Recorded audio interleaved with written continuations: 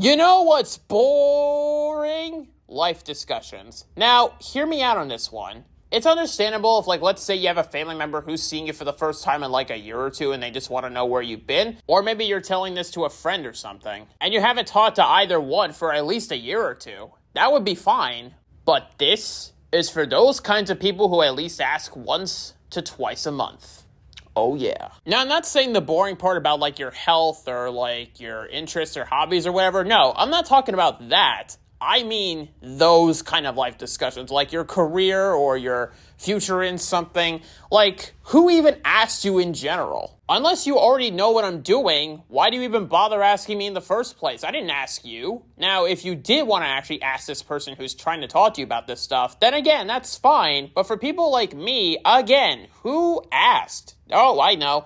Nobody asked.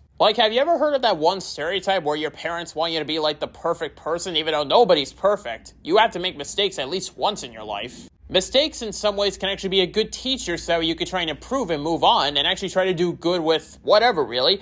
But you're probably going to know at least one person who's going to be no, you're going to do it. And if you fail or mess up, you're going to get scolded for it, even though this is your first time doing insert subject here or whatever. You can't fly it on the first try unless you somehow have studied for whatever all night or something. Here's a good example. Would you expect your mom and dad to actually expect you to pay your taxes perfectly for the very first time in your life? No, you need help.